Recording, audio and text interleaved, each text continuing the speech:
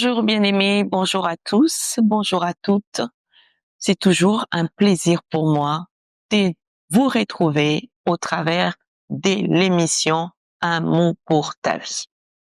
10 minutes de vérité biblique, enfin de marcher avec notre Dieu, de combiner notre vie avec la pensée biblique sous cette influence des Écritures qui nous oriente vers la réussite, qui nous permet de comprendre tout le mot, de comprendre comment l'utiliser, où le mettre, comment faire, grâce à cette émission, Un mot pour ta vie.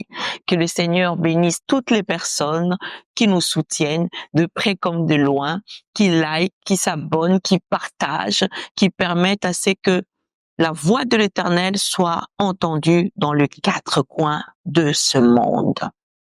Éternel, Dieu de notre force, Dieu qui vient nous dire cette semaine, ne crains pas, Seigneur. Nous voulons encore savoir dans la journée d'aujourd'hui, dans cette séance, qu'est-ce que ta parole nous décrit, qu'est-ce que l'ennemi programme, afin que nous puissions être plus forts que lui, parce que ta parole est puissante. Laisse que tu puisses nous accompagner. Au nom de Jésus, nous t'avons ainsi glorifié. Amen. Notre mot de la semaine, c'est la peur. Nous sommes en train de parler de la peur, de la terreur. Mais vous savez, ces sentiments qui est humain, je dis, qui n'est pas un péché, mais qui est utilisé par l'ennemi pour nous atteindre. D'où la raison de comprendre tous les mots que nous utilisons. Tous les mots qui sont tout autour de nous. Les mots de nos quotidiens, nous devons le savoir, nous devons le connaître, parce que le diable passe simplement par ce qu'il a trouvé sur la terre. Il passe simplement par tout ce qu'il trouve tout autour de nous pour chercher à nous nuire, pour chercher à nous déstabiliser, pour chercher à nous atteindre. C'est pourquoi tu dois savoir que la peur ne peut pas être ton ami.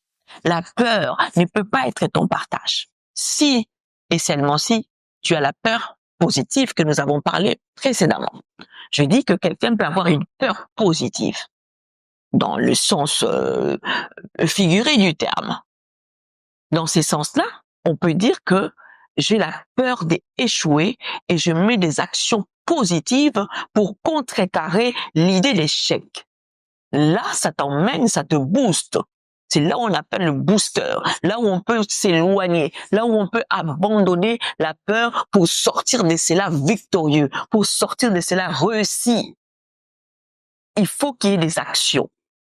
Des actions comme travailler dur, des actions comme je suis au chômage, je me lève pour aller chercher du travail, je suis malade, je me lève pour aller voir un médecin, je n'ai pas peur qu'on m'annonce que j'ai une maladie grave, alors que je sais que j'ai un Jésus puissant qui me dira que c'est par ses meurtrissures que nous sommes guéris. Je ne crains pas d'aller voir mon médecin, je ne crains pas d'aller voir mon cardiologue, ça me dérange pas, je veux y aller, quels que soient les pronostics, quel que soit le résultat, je veux y aller parce que j'ai un Dieu qui m'a dit, ne crains pas.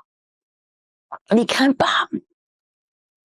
Je suis moi-même avec toi. J'aime trop ces dieux. J'aime trop ces dieux. Il est lui-même avec nous. Il est lui-même. Alors je disais que l'ennemi utilise la peur pour nous combattre. Il se sert de cela pour nous atteindre. Il se sert de cela pour chercher à t'arrêter dans ta marche. Il se sert de cela pour pouvoir interrompre la bonne relation que toi tu as avec Jésus. L'ennemi utilise la peur. Il utilise les complications que tu vois là, que tu es en train même de voir ces jours-ci. C'est comme si, ah là là, regardez, voici les réponses. Ah, toi-même t'as vu, regarde le courrier que j'ai reçu, regarde comment cette personne m'a parlé, bien aimé. N'aie pas peur, ne crains pas tout ça. Ce n'est que les manigances, ce n'est que les complots de l'ennemi qui se met en place pour pouvoir nous arrêter. Mais nous, ce que nous savons, la parole de Dieu nous dit, Ésaïe 41, ne crains pas, car moi-même, le Dieu qui t'a créé, les dieux qui a permis cette circonstance, les dieux qui connaissent ces médecins, les dieux qui connaissent cette entreprise. Je te dis que je suis avec toi.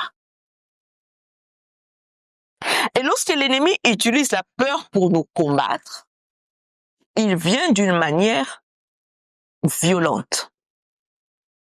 Lisons encore Exode chapitre 14.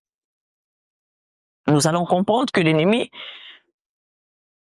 il ne se gêne pas lorsqu'il met en évidence la peur pour nous combattre.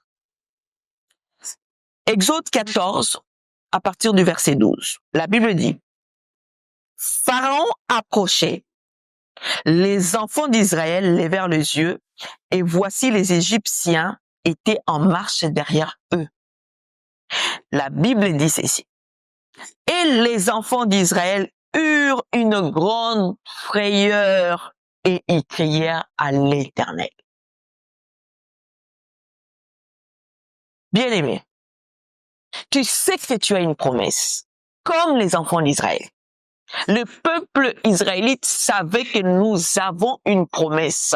La promesse que nous avons sur nous, c'est que nous sommes en train de chercher, là où nous sommes en train de faire cette marche, il y a un homme qui ne ment pas, qui ne se répand pas derrière sa parole, qui aime le bonheur de son peuple et nous a promis que nous devons arriver à Canaan. Nous allons manger, nous allons découvrir ces pays, là où coule le lait et le miel. Mais malgré la promesse, malgré qu'ils connaissaient cela, malgré qu'ils savaient que nous avons un Dieu qui ne se répand pas, ils ont été frappés quoi? D'une grande frayeur. Le diable en rôdant, il sait que tu es fort. Il sait que tu es forte.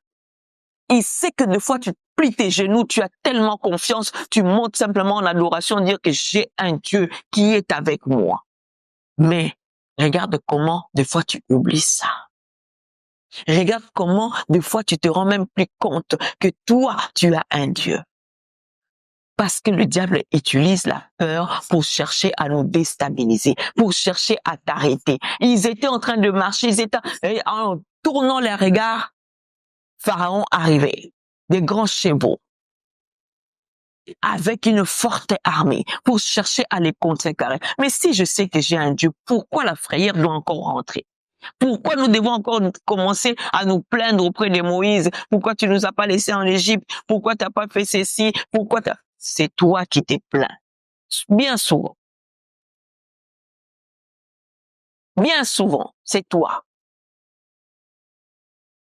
Mais j'aimerais te dire, n'aie plus cette frayeur. Cette frayeur-là, la peur que tu ressens, c'est l'ennemi qui le met devant toi. C'est l'ennemi qui le pousse. C'est l'ennemi qui l'a organisé pour que toi, tu puisses simplement t'arrêter dans ta marche.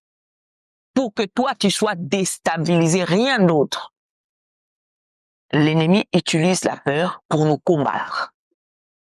Comme il a combattu ici. Parce que lorsque tu as peur, tu sais que tu perds tes moyens. Quand tu arrives quelque part, souviens-toi les jours que tu as eu peur. Regarde comment tu as perdu tes moyens.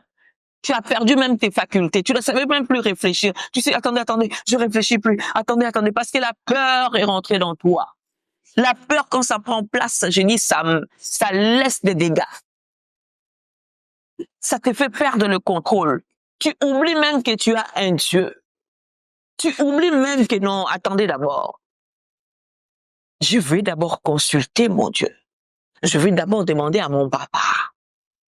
Je veux d'abord voir mon père, qu'est-ce qu'il en pense de cette situation. Mais nous ne faisons pas ça, toi et moi. Lorsque la peur arrive, lorsque la peur surgit, lorsque la peur frappe à ta porte, la première des choses, tu perds complètement tes moyens. Tu perds même complètement tes connaissances. Tu oublies que tu as un Dieu. Reviens. L'esprit que l'Éternel a mis en nous, c'est l'esprit de force. Nous voici à la fin de notre séance d'aujourd'hui. C'était notre émission Un mot pour ta vie. likons, partageons, invitons, commentons et permettons à toutes les personnes qui sont tout autour de nous de bénéficier de ces 10 minutes de vérité biblique avec notre Dieu. De ma part, je vous souhaite une excellente journée.